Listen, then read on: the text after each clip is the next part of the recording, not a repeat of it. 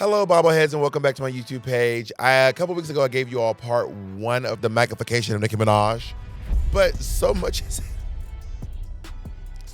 happened since then. It's just gotten crazier. Like, it's getting crazier and crazier, so I think you all deserve a part 2. Before we get started, please remember to subscribe to the channel if you're not subscribed, and comment below which celebrity turned MAGA hurt you the most.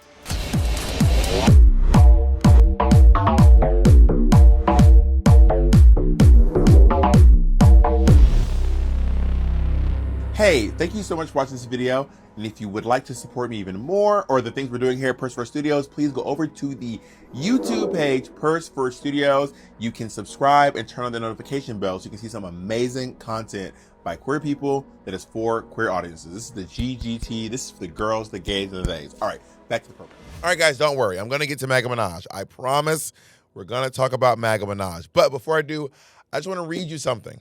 It's going to be quick. Don't worry. It's not my New York Times best-selling book available at a bookstore near you. It's something else. Okay, here it is. I want to read you the First Amendment, okay? Don't recoil. It's really quick. I promise you it's only going to take, it's less than a minute of your time. And if you're reading the Constitution without the amendments, you're only getting half the story. You're not smart, that I'm really smart. Congress shall make no law respecting the establishment of religion or prohibiting the free exercise thereof, or abridging the freedom of speech or of the press, and the right of the people peaceably to assemble, to petition the government for a redress of grievance. That's it. There's really no more added, no remix, no diss track, no mother don't I be ho. Nowhere in the First Amendment does it say if a celebrity doesn't like you, you may be arrested. And I checked twice. So the First Amendment actually does a very specific thing. It limits what the government can do to you. It does not mean you're immune from consequences, okay? It doesn't mean people have to like what you say, and it does not mean a personal beef can somehow turn into crimes. And that distinction matters, especially when, and that distinction actually really matters, especially when powerful people start using words like lock him up. Okay, now before anyone accuses me of exaggerating or paraphrasing, I want to be very clear. I am going to read exactly what was written. This is a verbatim Nicki Minaj tweet. This is a direct quote. Don sucking lemon is disgusting. How dare you? I want that thug in jail. He would never do that to any other religion. Lock him up. This is not my language. This is not my framing. That is the tweet. And some of you might say, well, tone is hard to infer in text. And that is very true. But Katie Miller got her to double down in this interview.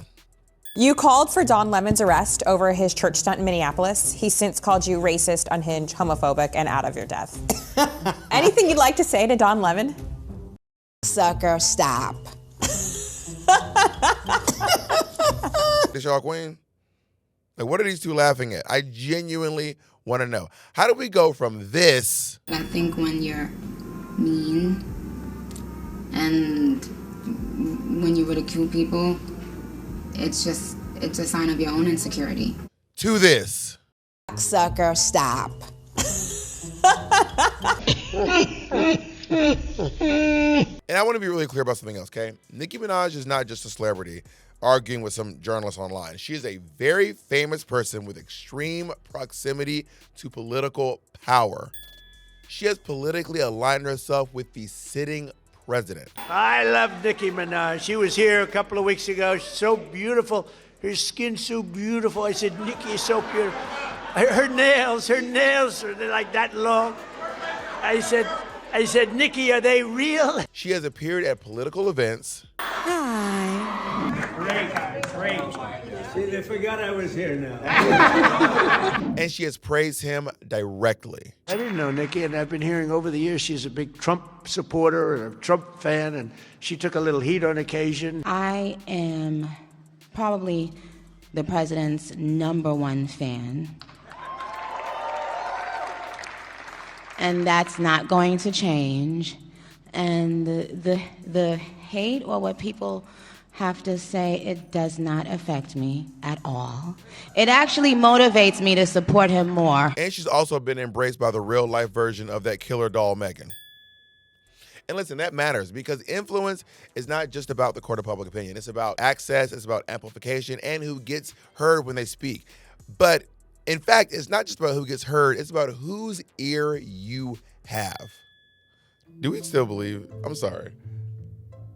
Can I like, do we actually believe this? This is like cosplay. This is I don't have time.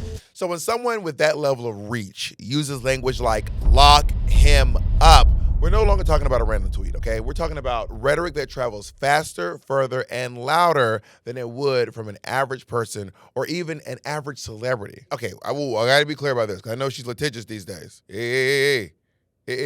That does not mean she controls the justice system. This does not mean that she caused his arrest, but it does mean that her words carry more weight. I mean, she on a diet, but her words eating cheesecake. Sorry, the barb is I'm not a barb, but the lyricism dies hard. Okay, I'm cleansing my system. I'm on a 60-day Nicki Minaj music cleanse. It's going well. I'm 60 days Nicki free.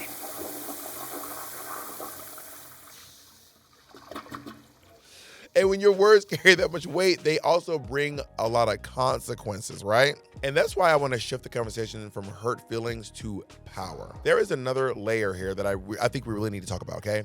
Now, on the surface, Nicki Minaj looks more powerful than she's ever been. She's louder, she's more visible, she's closer to political power than she has ever been at any other point in her career. And from the outside, yeah, that can read as strength, but power isn't just about who you're standing next to. It's about who you're accountable to. And I feel like you're more powerful when you're accountable to the people than you are when you're accountable to a person. Because proximity to power can also mean dependence on it. So when your access, protection, or validation is tied to like a political figure, especially the sitting president, Donald Trump, your freedom actually narrows. It does not expand. So at this point, Nicki's voice doesn't just represent her. It is now like serving this relationship. This is where I think it starts getting really complicated, right? I'm not saying she's being controlled. I'm not saying she's taking orders. What I'm saying is that power can be a facade. This is what changes how and why you speak. So let's go back for a minute, okay? I just want to establish a timeline here. On January 19th, 2026, Nicki Minaj posted on Twitter, and yes, I still call it Twitter, and I'm gonna still say the Gulf of Mexico. She criticized journalist Don Lemon over his coverage of a protest that disrupted a church service led by a pastor suspected of being an ICE agent in Minnesota. In this post, she wrote, "I want that thug in jail, lock him up." That's January 19th. Then in the early hours of January 29th or 30th on 2026, approximately 10 days after Nicki Minaj publicly tweeted "lock him up," Don Lemon was arrested by federal authorities in connection with his coverage of that protest. He was later charged in federal court and pleaded not guilty. Let me be very clear. I am not claiming she caused his arrest. I've said this already. I am not claiming that she has a direct connection to the Department of Justice. I am just establishing a factual timeline. And then one day before Don Lemon was arrested, Nicki Minaj attended Trump's account summit, and she proclaimed herself to be Trump's #1 fan. The next day, Don Lemon was arrested. And on that same day, she was presented with a Trump Gold card. It's like the fast pass at Disney. It's like the HOV lane. It's like the easy pass for government. If you don't know what the Trump Gold Card is, it is a program that allows very wealthy applicants to contribute roughly $1 million to the U.S. Treasury. They pass federal vetting and obtain expedited lawful permanent residence with a pathway towards citizenship for later years, okay? So on the surface, it might look like Nicki Minaj's bootlicking has finally paid off, except according to reporting relayed by Forbes citing the New York Times, a White House official clarified that the card Nicki received is merely a memento, not a visa document, not any instrument of immigration, not legal status. Maybe it's a souvenir. She literally left with Mickey Mouse ears. And as far as my research shows, Nicki Minaj is still not a U.S. citizen. So what it's all for? Let's get back to perceived power. Just walk with me here, okay?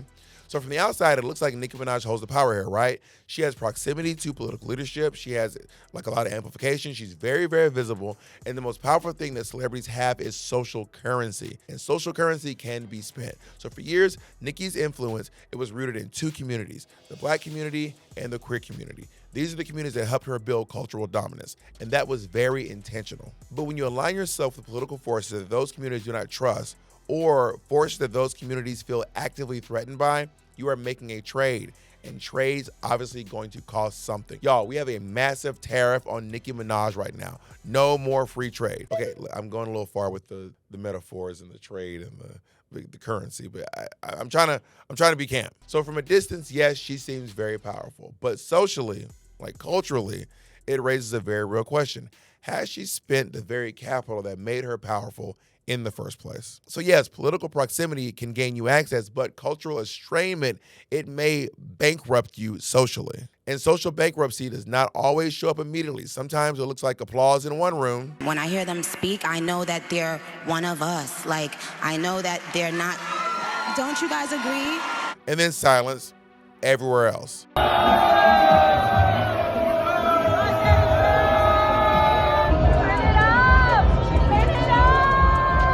But y'all, we've seen this movie before. And no, I'm not talking about Melania. No one's seen that movie. Did you watch it? I did not. Has anyone seen? Actually, should I watch Melania for y'all? Should I watch Melania so you don't have to? If the comments want that, I will watch Melania so you don't have to. But we've all seen this played out before. Proximity to power can look like strength. It can look like influence. It can look like protection. Remember this guy? Oh, remember him? Yeah. For years, Mike Pence was perceived to be one of the most powerful men in the country. He stood beside Donald Trump faithfully. He had access. He had loyalty. He had proximity. And from the outside, that looked like untouchable power. Until the same political machine that elevated him then turned on him. The same crowd that once was like chanting for him in support later chanted to because power that is tied to allegiance is not owned, it is borrowed. And borrowed power comes with terms. Yes, you are powerful as long as you are useful. Yes, you are protected as long as you are aligned with me. And the moment that the alignment is gone, the illusion is also gone. It vanishes, the facade cracks immediately.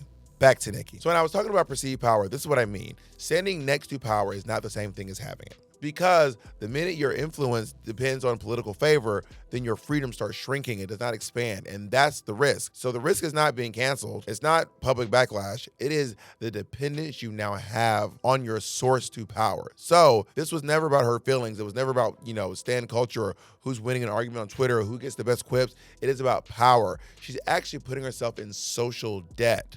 So when she aligns herself with Trump, it's not just like a photo op. That is a trade. And when you make a trade, you have to give something up. When your power is borrowed, it can be taken away at any point. And history often reveals who actually holds the power and who's just standing next to it. Nicki once said, "I wish that I could have this moment for life." But some moments don't preserve you. They actually define you. And history has a funny way of deciding which ones last. When you're mean and when you ridicule people, it's a sign of your own insecurity.